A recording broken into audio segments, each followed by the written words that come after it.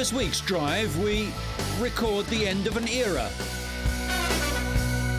See some enduring classics. Park in tight places. And see how to stay safe. All this and more in this week's Drive.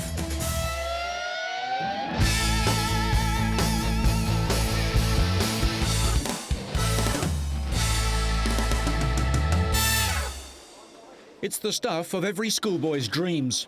At the wheel of a Formula One car, surrounded by some of the world's top mechanics, and about to be let loose around a 5-kilometre Grand Prix racetrack.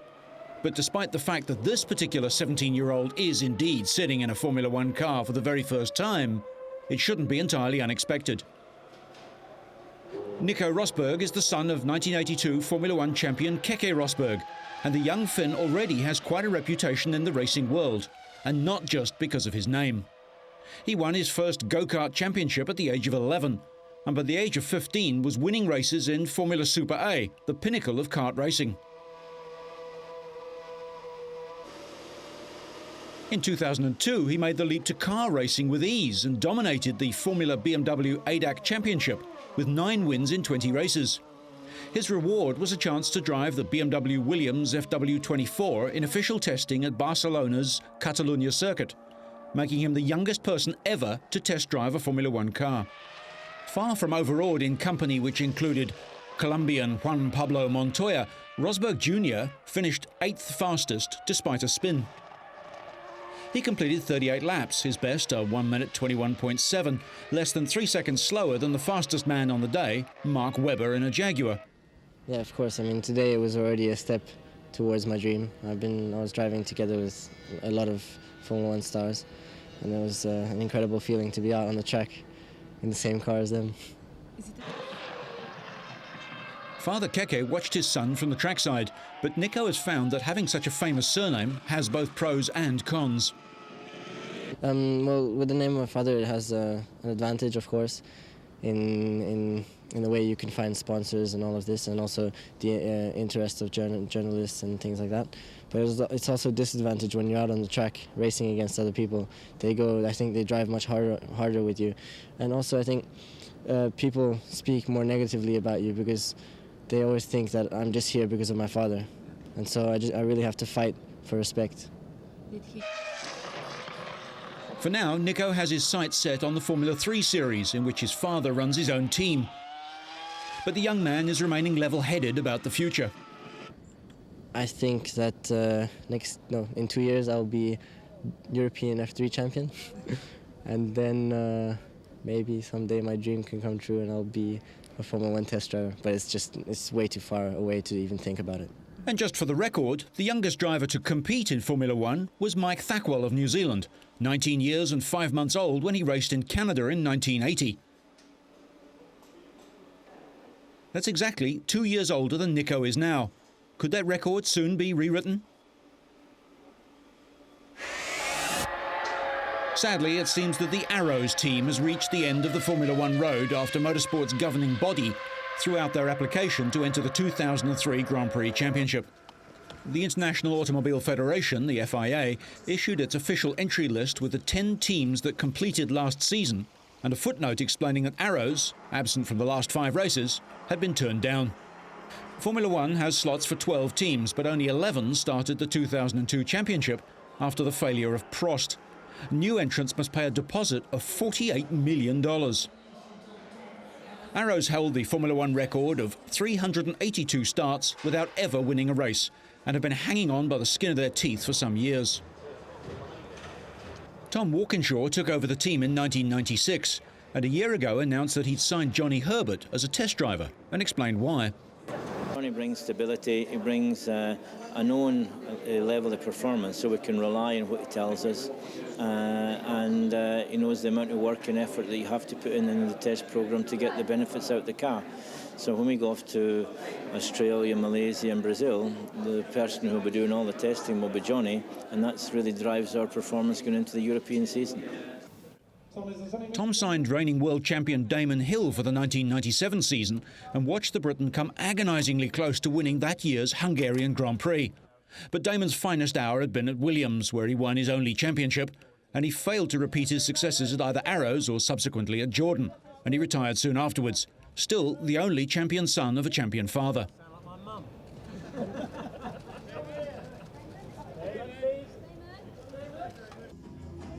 Walkinshaw took over the team after tasting World Championship success with Michael Schumacher at Benetton. But with limited success, sponsors didn't stay long, and the hunt for financial support was never-ending. Pedro Della Rosa and Mika Salo were the drivers in 1998. The cash-strapped team had been in steady decline and were warned by the FIA this year after they turned up in France but deliberately failed to qualify. Arrows have already lost most of their core members, with technical director Mike Coughlin moving to McLaren and mechanics seeking work at rival teams.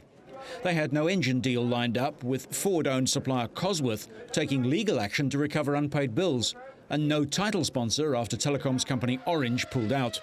This time, it really does seem to be all over for Arrows. Meanwhile, German racetrack designer Hermann Tilke has approved the site for a proposed Formula One circuit in Turkey. Tilke, who's designed all the new tracks on the Formula One circuit, inspected the site east of Istanbul with the head of the Turkish Motorsports Federation. His trip comes ahead of a visit by Formula One chief Bernie Ecclestone, who's due to arrive in Istanbul soon. Ecclestone is expected to sign a 7-year contract to authorise the Turkish Motorsports Federation to host a Formula One race in Istanbul starting in 2005. Turkey would then be the newest venue on the Formula One calendar. Ecclestone recently announced new Formula One races beginning in 2004 in Shanghai, China, and in Bahrain. It will be a mix of high speed and slow speed corners, and here you have good elevation. You have the hills here inside, and this is perfect to make a racetrack with atmosphere, and this is very important to create atmosphere. Construction of the track is expected to cost about $60 million. We have made our visit, and both from the air and from the land, we found this land a very suitable land for the Formula One Turkey project. Turkish officials believe a Grand Prix would boost tourism in the country, which is in the depths of an economic crisis. In October, the country was chosen to host one of the 14 rounds of the World Rally Championship starting in April 2003, after the FIA dropped Kenya's cash-strapped Safari Rally. Nice to meet you. Juan Pablo Montoya has been spending the between-season period doing promotional work with his father Pablo, visiting schools and talking to fans. At the end of only his second season in Formula One, Montoya claimed third place in the Formula One Drivers' World Championship, behind the all-conquering Ferrari pair of Michael Schumacher and Rubens Barrichello. Although victory eluded him in 2002, at the Italian Grand Prix he broke the record for the fastest driver ever to lap a Formula One circuit, achieving an average speed of 257.872 kilometers an hour. You know, it was a good season, and I finished third as a driver championship. That I think is very important. I think it's a big thing for me. You know, probably at the moment you could say best of the rest, because you couldn't really think of being close to a Ferrari even we were halfway through the season. Michael Schumacher and Ferrari have had a stellar year, claiming the Drivers' Championship for a third year in succession and a record-equalling fifth time. The German driver also won more races than anyone else in a single season or in total, and scored more points than anyone else in a season, and finished on the podium at every race. But Montoya isn't overawed by the German. I don't really look at what Michael's driving, to be honest, or how he's driving. You know, you look at the Ferrari, they don't put in it, they gotta put half of the effort we put into it. Not only myself, everybody on the grid. You know, you look at the last race, they're, a second a lap quicker in the race, and they're going, brum, brum, brum. Because the car is so balanced and it's so, it's so consistent that they don't, they go into a corner, they steer into the corner and they can't go wherever they want. At least it looks that way. Whereas, as soon as we go in, you see that the front's gonna go, the rear's gonna go, and it's, the platform is not as stable. Despite claiming 7 pole positions, the Colombian failed to win a race and finished the championship with 50 points. Second place, Rubens Barrichello of Brazil, ended up on 77, and Michael Schumacher scored 144. And just to keep things interesting, Montoya's teammate is Ralf Schumacher, younger brother to the Ferrari superstar. While Ferrari admitted manipulating races between their drivers, Montoya says team orders don't exist at Williams. You can't really go and say, you know, one let Ralph by or Ralph let Juan by. It's not going to happen. Because, they let us race. You know, they say, you know, as long as one of the other is not defined in front of the other, like, and is fighting for a championship that might need the points, it's not going to happen. Montoya admitted his passion for rough circuits and confessed that one of his favourite tracks is Interlagos in Brazil. There's races, you know, I go, for example, to Brazil. And twice I've been there, and it's a track that actually is tasty, you know, it's like, you know, it's in your mind that, you know, you want to go hotter and it's bumpy and you want to go faster through there. Yeah, it's one of those tracks. As he met students from a school near his sponsor's head office in California during his promotional tour, Montoya showed how much he is a product of the technological age. His passion for gadgets of all types started with the first computer he got in 1989, featuring his favourite video game, motor racing. At the school, a couple of lucky students got to go head-to-head with a Colombian ace, but we're not saying who won.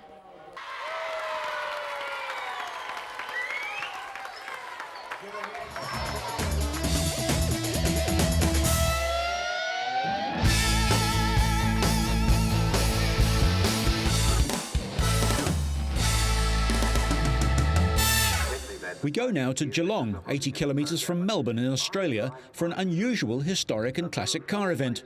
The Geelong Speed Trial sees the cars set off in pairs on a 400-metre sprint, except that unlike most drag strips of the same distance, this one has a curve in it. One of Jack Brabham's Repco Brabhams, a BT6, it was third fastest at 13.17 seconds. This little Australian elf in 1500 managed a more sedate 19 seconds. This suitably modified 1923 Delage was fitted with an 18-litre Hispano-Suiza engine from a World War I Spad fighter plane. It makes 360 brake horsepower at 2,000 RPM and 1,000 foot-pounds at 1,000 RPM, and the car's good for 145 miles an hour. The alloy body was built in the style of Aero Engine Specials from Brooklands in the 1920s. The big car clocked 16.2 seconds. This 1955 JNW 1500 took 25 seconds and shows the curve in the course.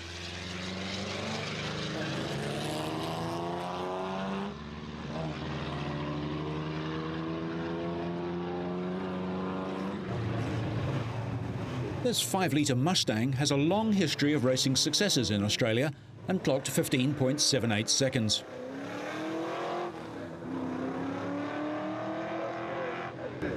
Slightly slower at 16.7 seconds was this 1100cc 1962 Lotus 11, an example of the car which confirmed Lotus as a major racing car manufacturer and Colin Chapman as a brilliant designer.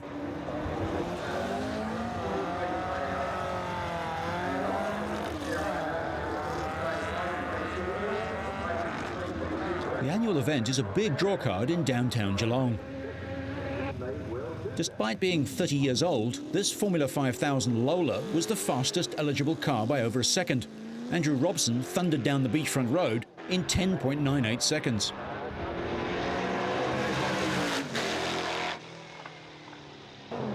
Not quite so old is the 8-litre V10 Dodge Viper, which charged through the 400 metres in 11.56 seconds. To suit Australian requirements, Chrysler is to locally re-engineer the Viper into right-hand drive.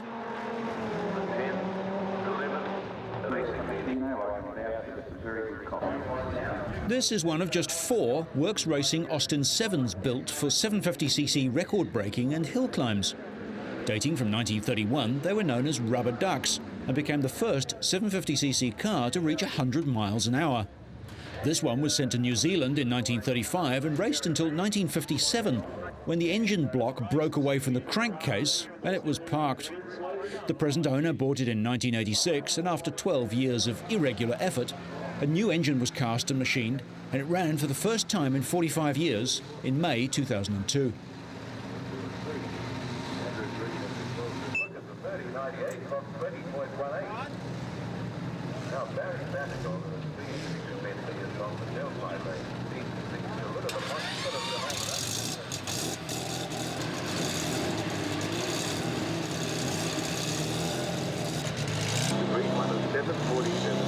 70 years after it was built, the tiny little car managed the quarter-mile run in 18.48 seconds.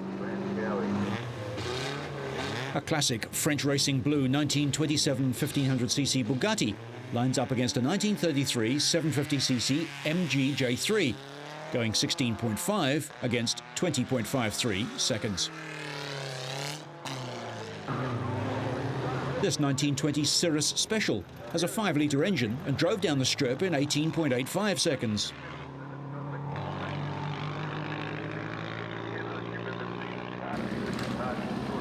This 1970 Chevron B23 had an illustrious European endurance racing history before going to Australia. Its 1800cc motor punched it down the strip in 13.88 seconds. A road-going 73 Ferrari Dino is hardly fair competition. 15.42 was its best. Often the restorations are to concours level, irrespective of cost. Enthusiasts can get close enough for a good look. They may be old, but they're still racers.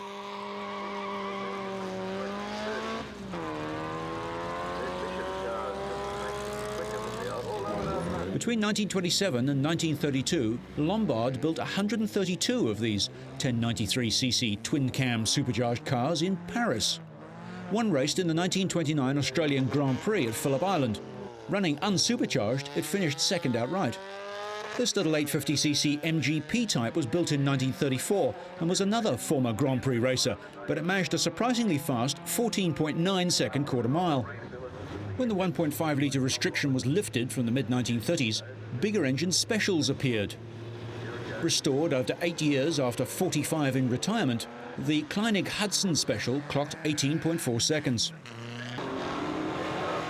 Just after World War II, there wasn't much racing development, so road cars became racers like this 1948 MGTC Monoposto. The pretty Oz cars were built by Horst Quetsch in Australia using Holden engines before he moved to America. The event proved to be a nice Sunday beside the sea for old racing car enthusiasts, complete with tyre smoke and Castrol-R.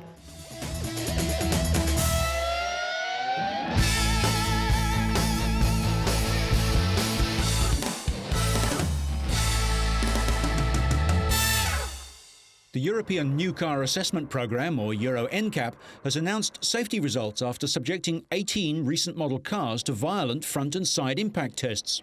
President of the FIA, Max Mosley, made the announcements. For the first time ever, we have a small family car with 5 stars. And as you will see shortly, that is the new Renault Megane, which is an extraordinary achievement because to succeed with 5 stars for a small family car, unprecedented, and something which I think a very few years ago no one in the industry would have thought possible. Renault have an excellent crash test record. Their Laguna recently claimed 5 stars too, the first car to reach a full house on safety.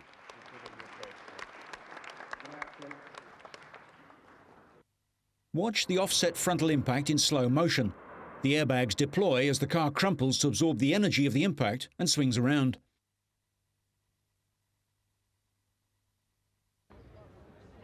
Six European governments, drivers' associations and consumer groups fund the test to improve car safety for passengers and pedestrians.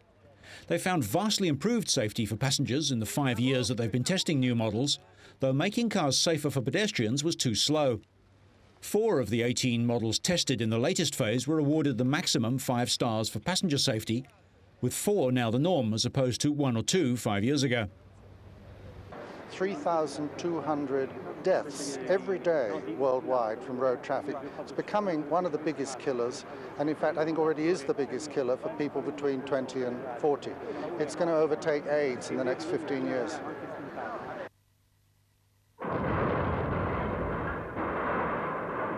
Car makers are reluctant to invest in making cars safer for pedestrians because consumers are not prepared to pay a premium to protect people outside their vehicle. As far as the children are concerned, we're only disappointed in that the results could be even better than they are, but the modern child protection already on offer is far, far better than no protection at all. It's already very good, it's just that it could be still better. With the pedestrians, again, there's been progress, but we would like to see much more progress than we've seen. And you see different features on different cars, which if they were all combined in one would really give the pedestrian a much better chance. A lack of systematic testing of child protection features until NCAP's own recent efforts have made it hard for manufacturers to improve in that area. No model gained more than 2 stars for pedestrian protection, and one car, Suzuki's Grand Vitara, was the first ever tested by Euro NCAP to receive no star at all in that category. It also scored equal lowest on passenger protection with the Land Rover Freelander and Chrysler PT Cruiser. Besides the Megane, 3 others, the family-sized Saab 9-3 and the executive Renault Velsatis and Mercedes-Benz E-Class, also achieved 5 stars.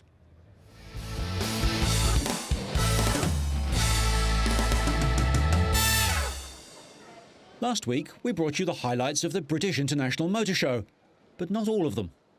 Mini put on both a passive and an active display that was hailed as the high point of the entire show. The new Mini is a BMW in everything but name, and it's built at a new factory on the site of the one which built the original cars. New Mini comes in 2 variations of the same body shell. Both are front-engine, front-wheel drive, just like the original, and unlike the rear-wheel drive BMWs.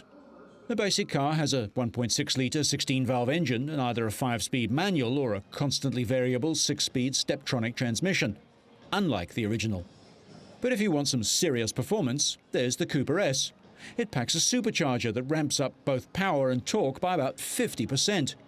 As a result, it shaves about 2 seconds off the 0 to 100 acceleration dash and adds 10% to the top speed, taking it up to 220 kilometers an hour over the standard car. The respected J.D. Power annual new car survey in America put the Mini top in its compact car segment.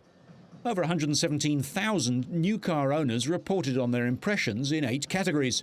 The results reflected the launch weekend fervour, where Mini dealerships reported queues forming the night before the car went on sale. And all 20,000 cars allocated to the USA were snapped up in the first few days. So much for the passive display. Now for the active one. Mini Adventure Live is an all-action stunt display that takes place in a purpose-built arena. Originally, the show was scheduled to be run 7 times a day, but so great was the demand, the organisers had to lay on extra performances throughout the 2-week motor show. As you can see, the course is tight, dark and smooth. All 40,000 Mini owners in the UK were personally invited to come and see the show. You wouldn't want to try this at home.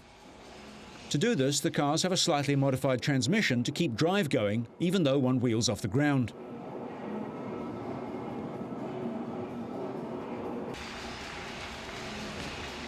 You also wouldn't want to park like this, or this, or this. The show was part of a marketing campaign in Britain, which has also seen Mini save the Earth from Martian invasion and receive a Guinness World Record for the world's shortest film. Yes. 2, 3.